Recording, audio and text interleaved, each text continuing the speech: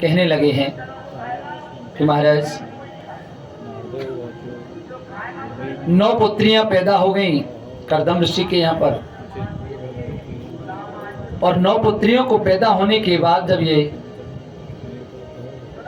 जाने लगे वन को तपस्या करने के लिए, तब मैया देवहूति हाथ जोड़ करके कहने लगी, प्रभु अगर आप चले जाएंगे कि ब्रह्मण दुहित्र मिस्तोभ्यम विमृग्यापतय समा कश्चित् तस्सन् मे विशोकाय त्वयि प्रव्रजते वनम। हे महाराज, आप अगर वन को चले जाएंगे तो आपकी ये जो पुत्रियां हैं, इन पुत्रियों को कौन विवाह करेगा? इनके लिए कौन पुत्र देख करके, इनके योग्य वर देख करके, और कौन इनके पालन पोषण में मेरी सहायता करेगा प्रभु? क्योंकि महिलाओं का जो, स्त्रियों का जो भार है वो पुरुष वर्ग पर होता है। कम से कम एक भाई भी हो, इनका एक भैया हो जाए तो भी हमें इतनी कोई चिंता न रहेगी। तो महाराज कम से कम आप इतना तो कर दीजिए कि एक पुत्र की प्राप्ति हो जाए। कश्यप जी कहने लगे कि देवी जैसी आपकी इच्छा है, वरदान दे दिया, आप चिंता न करें। निश्चित रूप से आपके एक ऐसा पुत्र होगा जो कि तीनों लोक 14 भवनों में पूजनीय होगा, क्योंकि भगवान ने इनको पहले भी एक वरदान दिया हुआ था। जब तपस्या से वरदान प्राप्त था, ध्यान आ गया, और इस प्रकार से इनके पुत्र की प्राप्ति हुई भगवान का ध्यान करते हुए। और जब इस पुत्र की प्राप्ति हुई, पूरे संसार में आकाश मंडल में धुंधुबियां बजने लगी। देवताओं ने आकर के और इनका स्मरण किया, गुणगान किया है। और ये भगवान कपिल, इनका नामकरण किया गया। कुछ समय के बाद में जब इनके पिताजी वन को चले गए हैं, उस समय पर इन्होंने अपनी मैया को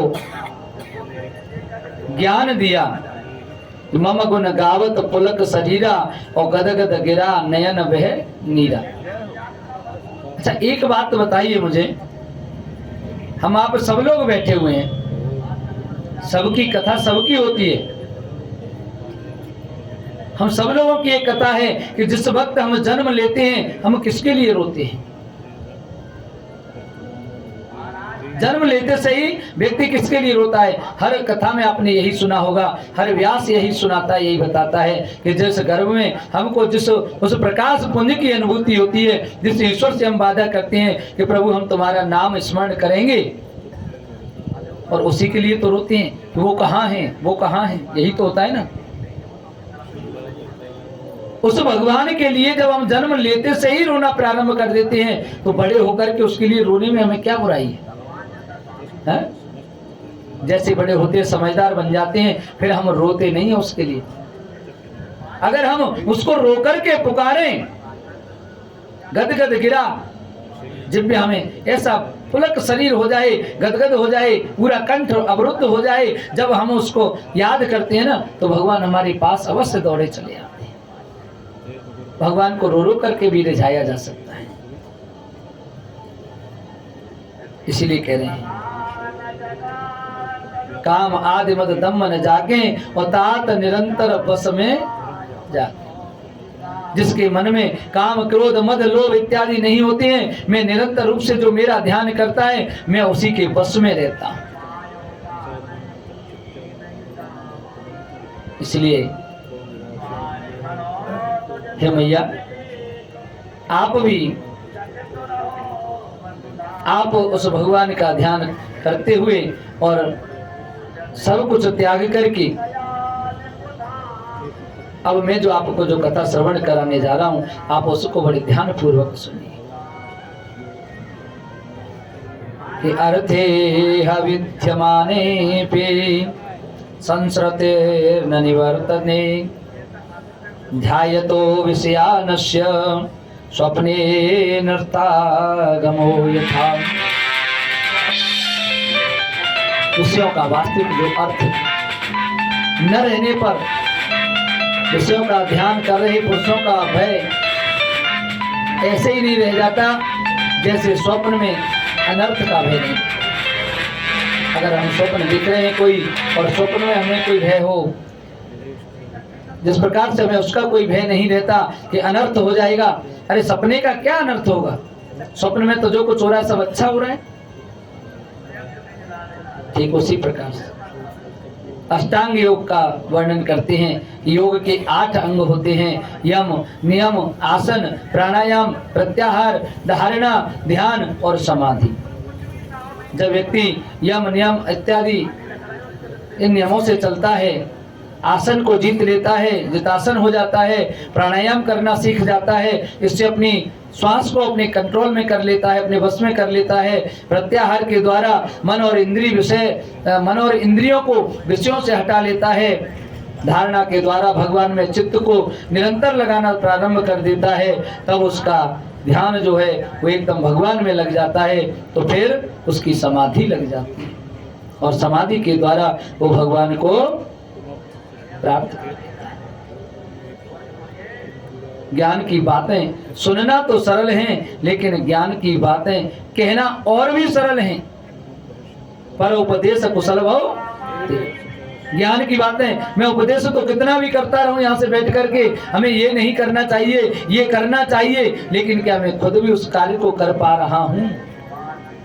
उस पथ पर चलना बड़ा दूर है। ज्ञान की बातों का पालन हर कोई नहीं कर सकता, इसलिए ज्ञान की बातों का जो पालन कर ले वो बहुत बड़ी बात है। इस प्रकार से भगवान ध्यान योग और भक्ति योग का ज्ञान मैया को देते हैं और आगे चल कर के भगवान कहने लगे कि हे मैया, अब मैं आपको जो जीव का जो गर्भ मास का जो वर्णन है कि किस प्रकार से ये जीव गर्भ में निवास करता है, उसका मैं आपको वर्णन करके सुनाता हूँ। हे माता, कि कर्मणा देव नेत्रेण जंतुर्देहोपपत्तये। प्रत्येक जीव अपने कर्मों के अनुसार, जैसा कर्म किया उसने पूर्व जन्म के प्रारब्ध के अनुसार, पूर्व जन्म के कर्मों के अनुसार, और वो इस देह प्राप्त करता है, जीव शरीर धारण करता है। स्त्री के उदर में पुरुष का जब रज पहुंचता है ना, पहली रात में ये शुक्र और ये रज मिलकर के एक पहले कलल बनाते हैं, 5 रातों में ये वर्तुलाकार हो जाता है, 10 दिन में ये बेर के आकार का बन जाता है, उसके बाद अंडाकार हो जाता है। 1 महीने में इसमें सिर, 2 महीने में हाथ और पैर बन जाते हैं, 3रे महीने में इसमें लिंग और छिद्रों का निर्माण हो जाता है। धीरे धीरे करके ये माता के द्वारा जो भी खाया हुआ पिया हुआ जो अन्न जल होता है, वो 5वें महीने से एक तंतु के द्वारा माँ के गर्भ से बच्चा जुड़ जाता है, उसके माध्यम से सब कुछ पहुंचता रहता है। और 7वें महीने से बच्चे को सब कुछ आभास होने लग जाता है, ठंडा गर्म जो कुछ है सब कुछ अंदर अंदर उसको सब आभास होने लग जाता है। इसलिए कहते हैं ना, 7 मास का अगर कोई बच्चा पैदा हो जाए तो वो तो जिंदा रह भी जाता है, लेकिन 6 मास का बच्चा नहीं जिंदा रह सकता, 8 मास का बच्चा कभी जिंदा नहीं रहता है। 8वें महीने में बच्चे में कुछ अलग परिवर्तन आते हैं और 9 महीने का जो भ्रूण है वो परिवर्तित होकर के परिपक्व हो जाता है। और इसमें 5वें महीने से, वैसे तो 3रे महीने में जब लिंग का निर्धारण होता है, और 5वें महीने में ईश्वर का अंश इसके अंदर आ जाता है। ईश्वर अंश जीव अविनाशी, चेतन अमल सहज सुख। प्रत्येक जीव के अंदर ईश्वर का अंश आता है, और जैसे ही ये बाहर आता है माया में बस जाता है। गर्भवास में कौल करो, भजन करूंगो तेरो, ये वचन भरो है। ये वचन देकर के आता है कि मैं तेरा जाकर के भजन करूंगा, लेकिन सुरतिया विसरी दही राम नहीं जाने। हमारी सूरत विसर जाती है, हम याद भूल जाते हैं कि हमने किसी से वादा भी किया है। उस याद को भूल करके और भगवान का नाम नहीं लेते, उमरिया जो ही कमाई दही, राम नहीं जाने, उम्र पूरी निकल जाती है लेकिन राम को नहीं जान पाती। और कुछ ज्यादा नहीं करना भगवान के लिए, जब तब नेम जलाश्रय झारी और होए ग्रीष्म सोने सबन। वृद्धावस्था जब प्राप्त होती है धीरे धीरे काम वासना में इत्यादि में फंस जाता है व्यक्ति। वासांसी जीर्णानि यथा विहाय निर्वाणी गृह्णाति निरूपणानि। गीता में भगवान श्री कृष्ण ने कहा है कि जिस प्रकार से पुराने वस्त्रों को व्यक्ति त्याग देता है, पुराने वस्त्र हो जाते हैं उनको त्याग करके नया वस्त्र धारण कर लेता है, उसी प्रकार से ये आत्मा भी इस वस्त्र को, शरीर रूपी वस्त्र को त्याग देती है और नया वस्त्र धारण कर लेती है। ज्यादा कुछ नहीं करना भगवान को, केवल करना क्या है उनकी भजन पूजा के लिए कि तुम्हें निवेदित भोजन करही, तुम्हें निवेदित भोजन करही, प्रभु प्रसाद पट भूषण धरही। भोजन करही, तुम्हें निवेदित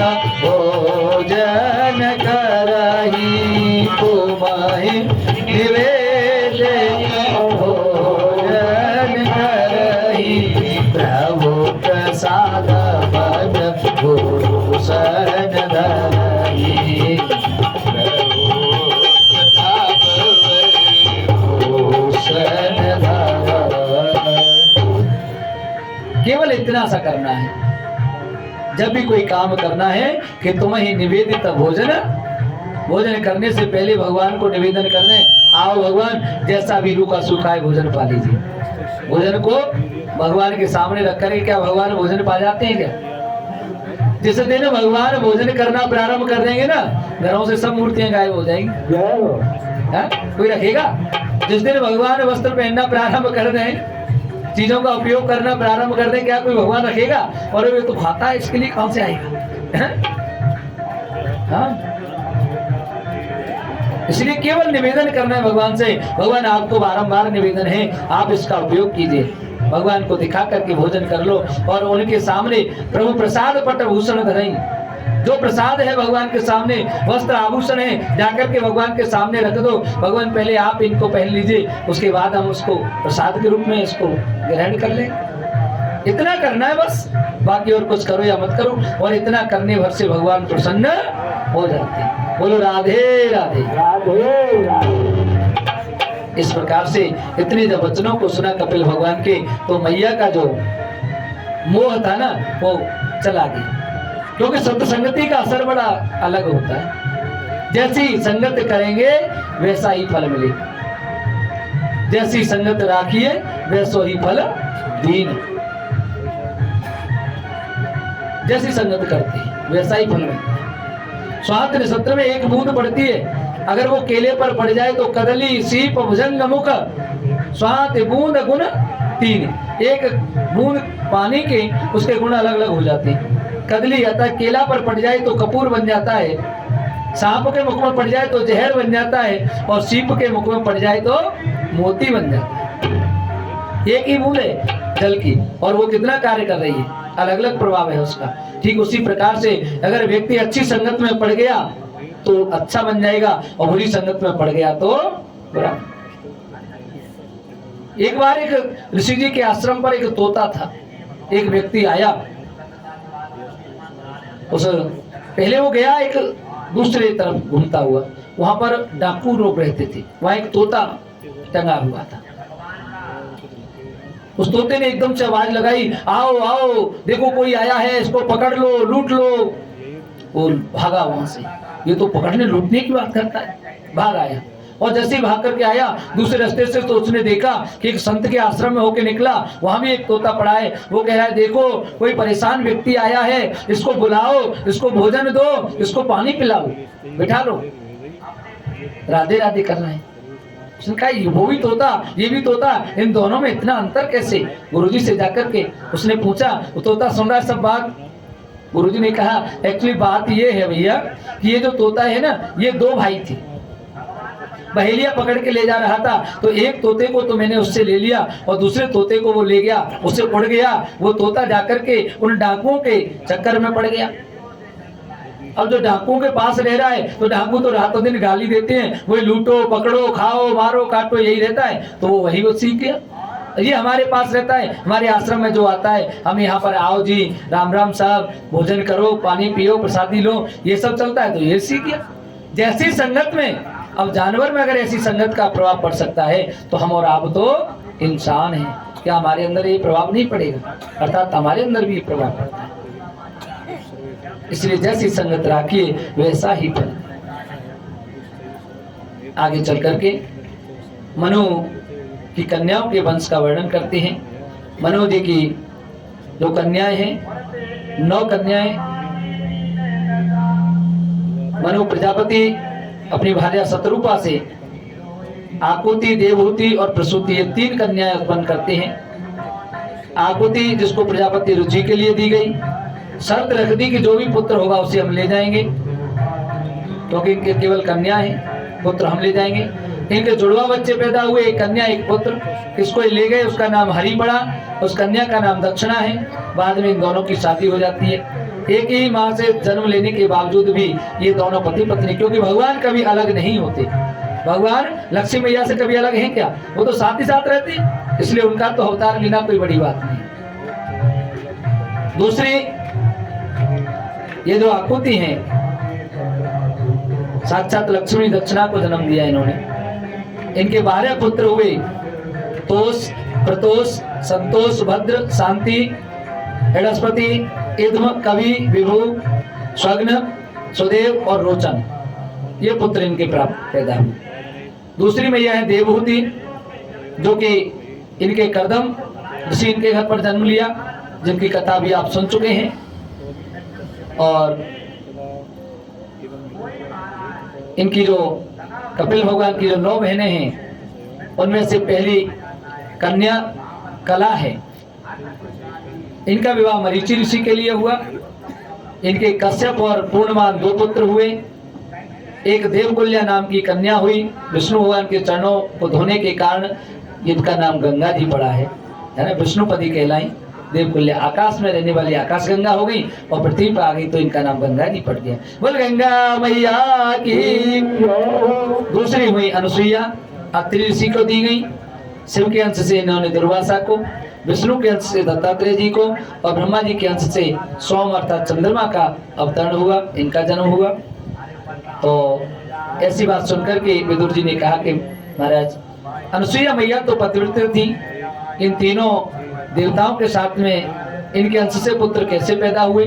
तो सभी को पता है कि माता अनुसुईया का परीक्षा लेने के लिए जब ये तीनों देव आए, तो मैया ने अपनी कमंडल में से जल का छींटे मारे और 3-3 महीने के बालक बना दिए। माता अनुसुईया ने डाल दी और पालना, और तीनों देव झूलने बन करके लाला बना दिए थी। जब मैया आई तो बोले आप नहीं ढूंढ पाओगे, इसलिए इन्होंने वरदान दिया बाद में कि आप जैसे पुत्र, तो बोले हम ही आएंगे। इनके अंशों से इन्होंने दत्तात्रेय और सोम इत्यादि के रूप में इन्होंने अवतार धारण किया है। तीसरी है श्रद्धा, अंगिरा ऋषि को दी गई, जिनसे सिनी, कुहू, राका, अनुमति, उतथ्य और बृहस्पति इनको पैदा किया। चौथी है अभिर्भु, इनसे पुलस्त ऋषि को दी गई। इनके विश्वरवा ऋषि हुए, जिनसे रावण, कुंभकर्ण और विभीषण, ये इनके पुत्र हुए विश्वरवा के। 5वीं हुई गतिमान, जो सती पुलह ऋषि को दी गई। इनके कर्म श्रेष्ठ, वीर्यान, सहिष्णु, ये 3 पुत्र पैदा हुए। 6वीं हुई क्रिया, क्रतु को दी गई। इनके 60,000 बालखिल्य ऋषि पैदा हुए। 7वीं ऊर्जा वशिष्ठ जी को दी गई। इनके 7 पुत्र पैदा हुए। 8वीं चित्ती अथर्वा ऋषि को दी गई। व्रत और इनके 3 पुत्र पैदा हुए। 9वीं है ख्याति, जो भृगु ऋषि को दी गई।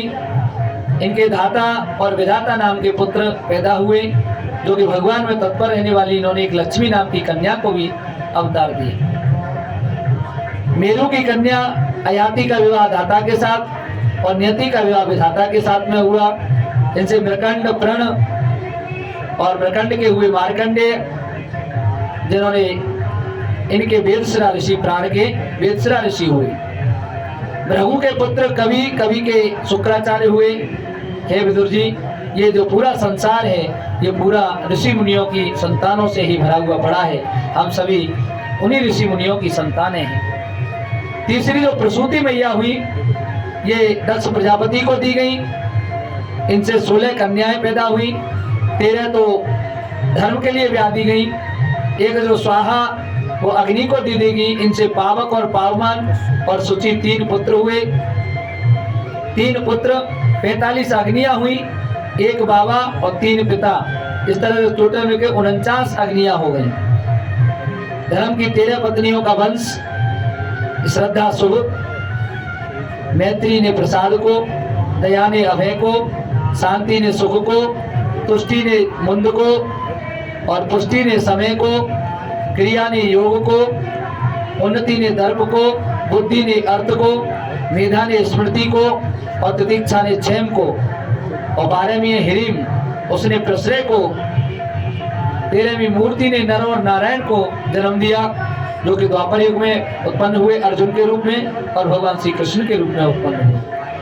चौथी इनकी जो पुत्री है स्वधा, इनसे पितरों की उत्पत्ति हुई। 2 पुत्रियां हुई, एक वयुना और दूसरी धारणा। 5वीं है सती मैया, जो कि शिव शंकर भगवान के लिए ब्याही गई हैं और इनके कोई संतान पैदा नहीं हुई। एक बार यज्ञ में भाग न लेने का भगवान शंकर को श्राप दक्ष महाराज ने दे दिया।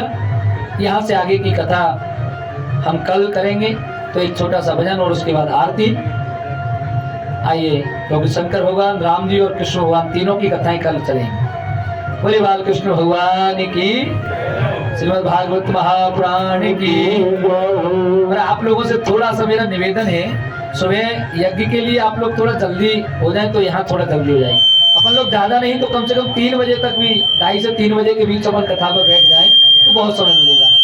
अब कल से कथाएं थोड़ा और आनंद की हुई। देखो अभी तक अंतिम दिवस चल रहा है, तो अभी तक चल रहा है उनका।